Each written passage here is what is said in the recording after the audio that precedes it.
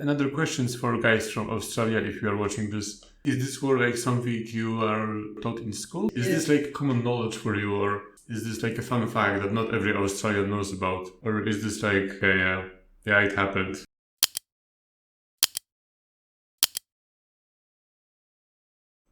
Hello guys, Hi everyone, this is Waldemar. and this is Weronika. Yeah, and welcome in your favorite series on this channel, until now at least, which is Oversimplified Reactions. Yeah, for what we see on our analytics. This is your favorite videos by far. I mean, the top one is the World War II, and it has, at this moment, I think 6,000? Over 6,000? Over 6,000. Perfect. And we got the most subscriptions, so we're trying to cater to you guys who like history. Yeah, we also watched, we watched Cold War and World War One. So we will continue with the oversimplified videos because, yeah, you guys enjoy it. We enjoy it very much. Yeah. And it's very educational and, yeah, Weronika. Feels like very good use of time as well. Not that the other videos aren't, because they're also super entertaining, but it's nice that we are learning at the same time. I mean, I'm learning, you're refreshing. You feel like you're doing something productive in with your time when you're watching Oversimplified. Yeah, sure. Even if you're watching this like 6 times already. Yeah, but you're not able to remember everything the first time, so it's good to watch a couple of times. Yeah. And I just wanted to add that we're taking note of all of your suggestions, so feel free to leave them. I remember there's the one about the Punic Wars that people wanted us to watch, and I remember all of the other ones, but now my mind is blank. But I have them in an Excel file. I think we will watch all of them, so we appreciate the suggestions, but when it comes to Oversimplified, you don't need to, encourage us to do that, because but it's we just will. nice to know what people... Oh, after the Prohibition one, also people wanted us to see sooner. I guess that just lets us know which one we should maybe watch sooner or later. We can see it. You can see it. Okay, so I'm excited about today, and I don't know what's going on. It's not only Oversimplified, it's also about animals. Yeah, because I love animals, but are these animals fighting against each other? I'm not prepared for that. You know, there's this website. Can I go on a tangent for a second? Mm-hmm. There's this website that does the dog die, and then you can check. Should I check this movie? Does the emu die? But it's not only about dogs, or is it about other animals as well? Right now, it's not only about dogs. It's also about if you have some triggers or if people are sensitive about certain subjects, you can now check everything. All right. So if you have a very specific phobia, then people will also let you know. I think it will be good for this video. No emus dying? Because, people I don't care about, but emus, on the other hand. Alright, let's begin this video. This is Australia. For the man who imagines being strangled by a tarantula while a kangaroo breaks his kneecaps and thinks, yes please. For the man who pictures himself being eaten by a snake in the burning outback while eating a Vegemite sandwich and thinks, yes please. And that man was Governor Arthur Phillip, who landed in Eastern Australia in Sorry, I'm pausing right away, but I have a very important question. What is Vegemite? Is it some kind of Australian marmite? Can someone let me know? Because I'm curious. This is a very important question. Have you had marmite? Lucky you. You think it might be good? Sorry? You think it might be good? No. I mean, sorry to all the marmite fans, but you'll have to smell it to know. So you ate it? No, I ate marmite, which is like a Scottish thing, or a British thing. But I'm wondering if this is like an Australian version of that. That's what I'm asking. Right. We have some viewers from Australia, I think. So. Yeah, someone commented to build them up, so please let me know whether it's as amazing as marmite is. And sorry about the posting, I know it was an issue for you guys. We will try not to do that much. But this was an important question. Okay, go back. Yes, please. And that man was Governor Arthur Phillip, who landed in Eastern Australia in 1788, presumably saw a dingo being eaten by a crocodile, being eaten by a death adder, being eaten by a koala, being eaten by Mel Gibson, and thought to himself, yes, good. Now I know what you're thinking, but oversimplified, the British didn't discover Australia, the Vikings did. And you'd be wrong. I'm not sure why you'd think that. But hey, if you love Vikings so much, then why don't you check out today's sponsor? Vikings War of Clans was inspired by the PC strategy and RPG games of the 90s we all loved, like Age of Empires and Civilization. Really If you, like me, want to relive those memories again with a new experience, then this mobile game is for you. Vikings lets you choose your own playstyle, and what makes its world so addictive is that more than 20 million online players are constantly changing the way it evolves by never-ending fighting over resources, forging new alliances, and competing in live events. Support my channel by downloading Vikings for free, only from my links in the description box below, and get the special bonus of 200 gold coins and a protective shield. Buy! Man, this is great. The market will continue to grow forever. But what if it doesn't? Oh crap, I never thought of that. Sell! And the stock market crashed, which led to economic downturn, which meant banks wouldn't lend anyone any money, which led to more economic downturn, which meant everyone stopped buying stuff, which led to more economic downturn. And hey, what if all the crops in the Great Plains were destroyed in a drought and then a big dust storm engulfed the area? That's right, more economic downturn. And in an effort to combat the crisis, America began imposing tariffs on foreign imports, which made the economic downturn go global, and the earth got really depressed. But one nation that was hit harder than most by the whole affair, Australia. The problem for Australia was that it relied heavily on its export industries, and in the current economic climate, no one was buying. To make things worse, Australia had introduced its own currency and pegged it onto the gold standard via the British pound. But then the UK started messing with its own peg on the gold standard, and if this is starting to sound confusing, then let me oversimplify it for you. Hey UK, looks like my car is broken down. Want to give me a tow? No problem, friend. I got you.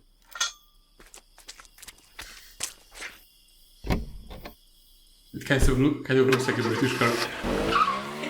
I think Mr. Bean drove something like that. That's okay. And that was a very clear explanation. More economic downturn. The point I'm trying to make is things weren't good, and in particular, it was Australia's farmers that were suffering most. After the First World War, Australia had given returning veterans land for farming, but with the current economic crisis, the farmers just weren't making enough money, and many left to go find work in the cities. But for those who remained, things were about to get even worse.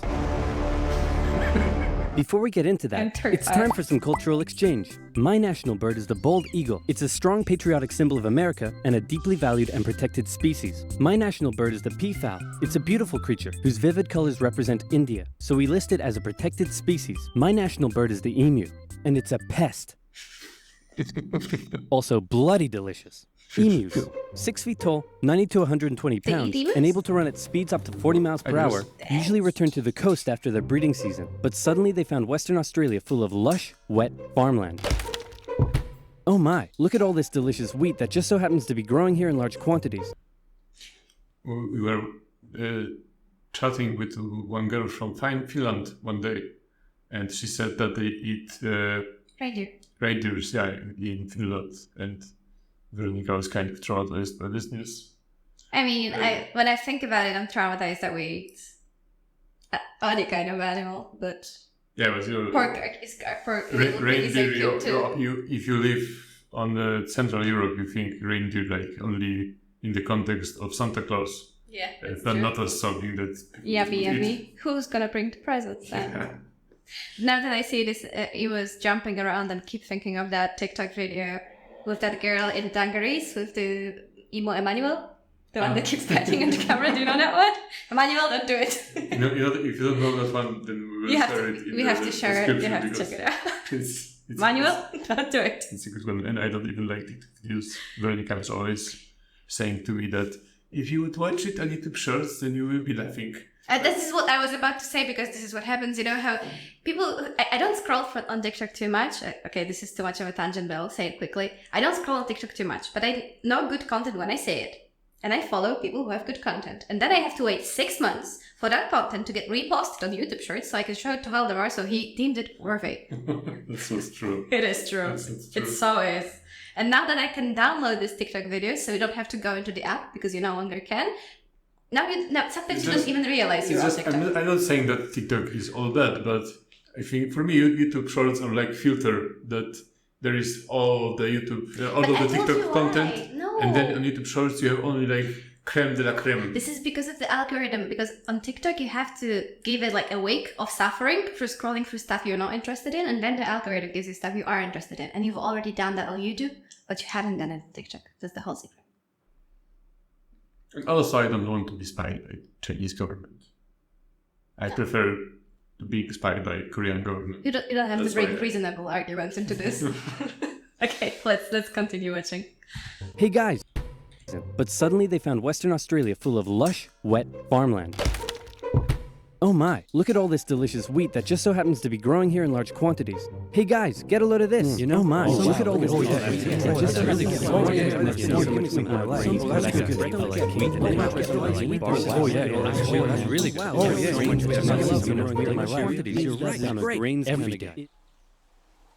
Hey, who left this big hole in the fence? Guys, get a load of this. Oh wow. That's what I am. Great. What a lovely morning for some farming. What? Those damned emus, they have it in for me. They're bullies. They're nothing but bullies. Calm down, Bruce. They're just animals. It's not personal. Hey, Farmer Bruce, where did you find that hat? The toilet? Yes. 20,000 emus cost the already struggling farmers millions more pounds in lost crops and damages. The situation couldn't continue like this. Something had to be done. So in 1932, the farmers turned to the government for help. You'd think they'd go to the Minister of Agriculture, but these farmers said no. This is a job for the military. So they went to George Pearce, the Minister of Defense. That's right, Australia was to go to war with the emus. But not everyone was happy with the idea. This is barbaric. We can't go slaughtering thousands of our own national bird. Oh, come on, guys. The machine guns will make it quick and painless. Machine guns? You're using machine guns? This is animal cruelty. Look, I know it's unusual, but it's not like we're poachers turning the birds into feather hats. Think of the benefits. It'll be good target practice for our boys. The government can show it took action. Plus, I can get myself a nice new feather hat. Did I say feather hat? I meant I want to gather chat with you about getting you all some nice new feather hats.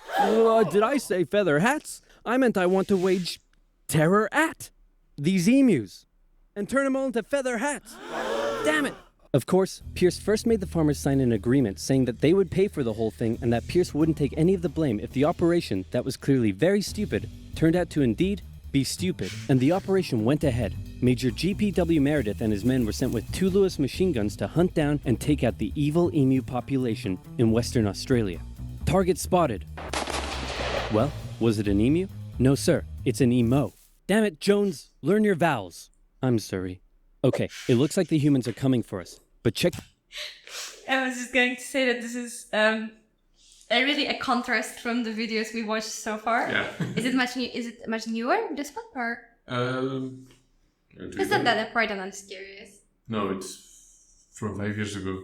I guess just because it's such an unserious subject, so he could really bring out the big joke things. Yes. Yeah. Because it's only 10 minutes, and we've already had like 5 minutes worth of jokes and maybe 1 minute worth of the. But it's nice. I like it.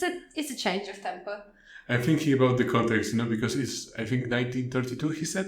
So, like in Europe, you have Hitler will rise in power in next year, in 1933, if I remember correctly. So you have all these tensions in Europe and in Australia in the meantime. Instead of saving ammo, they are shooting. Government is fighting with emus. Yeah, and this reminds me of like a kind of a joke, you may say, we have in Poland about hunters and boars.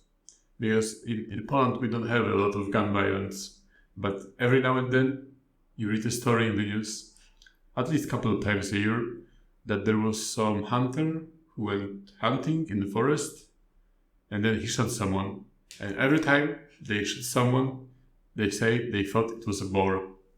Yeah, it doesn't matter what color jacket they were wearing, how maybe, far. Maybe middle of the day, and it could be like... I mean, it's not funny, but... Yeah, it's not very funny, but it's like a bingo game, Yeah. like every time... No, maybe not bingo game, like a drinking game. Like every time a hunter will say that he thought it was a boar, you can drink one. Right, let's continue. We finally remember about rewinding it back. Yes. Learn your vowels. I'm sorry. Okay, it looks like the humans are coming for us. But check this out. I've come up with an amazing plan. See if you can follow me here, okay? When they approach, we run away. Sir? You're a genius. Pierce sent a camera crew along with the machine gunners to capture some good old propaganda for the government, and the first battle took place in November at Campion. The men spotted a mob of emus from a distance, so they set up their guns and opened fire. The emus split up into smaller groups and ran in every direction. The men were only able to kill what they called a number of birds, but the vast majority got away. Cut! Surprisingly, many of the emus were able to take multiple bullets, but still run at full speed to safety, causing Meredith to compare them to tanks, saying if we had a military division with the bullet-carrying capacity of these birds, it would face any army in the world. I thought they were going to break we out need to some... get closer. No, you idiots, not to me, to the emus. Oh, sorry. No. I like it. So next, they tried sneaking up on a large number of emus near a local dam and firing at short range. Maybe the men were just unlucky, but my professional opinion says the emus were magic, because both guns jammed after just 12 emus were killed, and once again, the rest got away. Cut! The men were But imagine being a serious soldier, and you get drafted, like your whole life you're training for serious stuff. Like, are you happy because... you know, you hear about all of this stuff happening in Europe and you don't have to do that, but then you're sneaking in the grass. I think you might have some relief. Like, imagine you are not an Australian soldier, but imagine like you are a Russian soldier and you have a choice to fight with the Germans on a front. I mean, it was an eastern front for the Germans, but for Russians, I guess it was a western front. Or with the US but your government says that you and some of your colleagues, like 1,000 soldiers, you need to be sent to Siberia to shoot, I don't know, owls. Or I don't know, rabbits. I think. No, birds are not a fair comparison. Cut! The men were feeling a little humiliated after losing to a pack of discount ostriches, so they decided to move further south, where the emus were said to be tamer. And this time, they had a new strategy. Okay, Jones, here's the plan. You mount the machine gun in the back, I'll chase the emus, you shoot. Got it? Got it.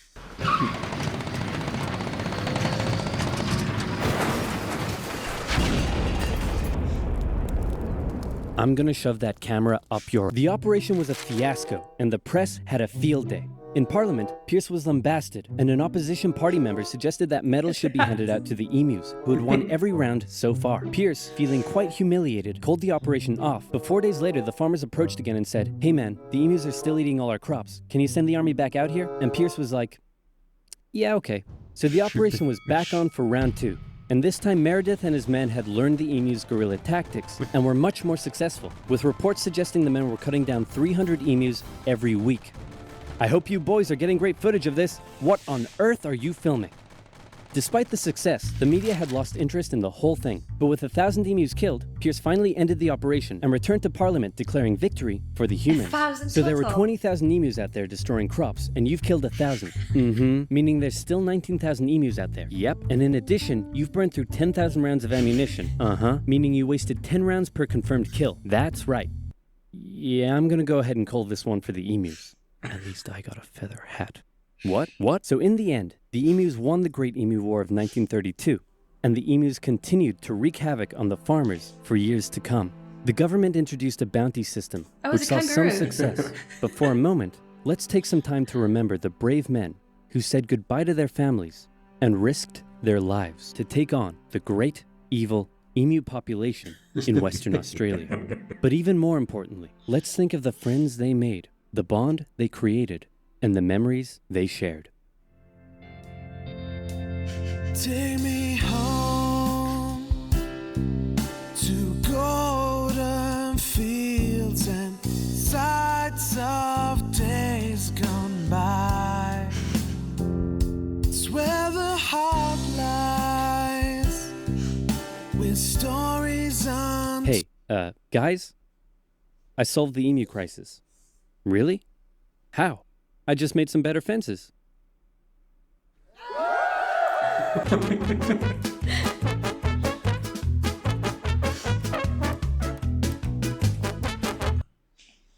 Yeah. I love that. Like, because when we were sitting down to watch Oversimplified, I'm in my more serious head. But this is really funny. I liked it. Yeah, it was good. And all the jokes, and it was a good balance of jokes and the knowledge. And I think because it was such a... Well, it was basically a fun fact. Then I will for sure remember it because he hammered it in so well.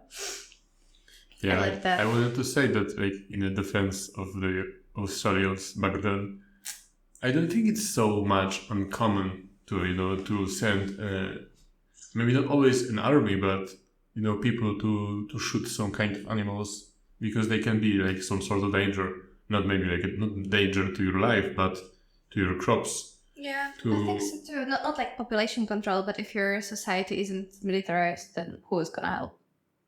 Yeah, and like in Europe, I think we have hunters associations to do that. When you have one species is too aggressive on some in some ecosystems. Or there's too much. Or there's too much, you need to do the population control. But that's not in a crisis. So if we all of a sudden we had too many venomous foxes in Poland, and they would eat everything. Yeah. Then I don't know what they would do. But it's just funny when you think about news. And especially like when you said with the context of what's going on in Europe. Another questions for guys from Australia, if you are watching this. Is this war like something you are taught in school? Is this like common knowledge for you, or is this like a fun fact that not every Australian knows about? Or is this like, yeah, it happened? I'm kind of curious. If you can share that with us, then we will be very thankful to you. Yeah, thank you. And while you're at it, you can leave us some likes and subs and everything, and whatever you'd like. Yeah. Thanks, mate. I will not attempt to do that. And now all the unsubs from Australia like, oh no.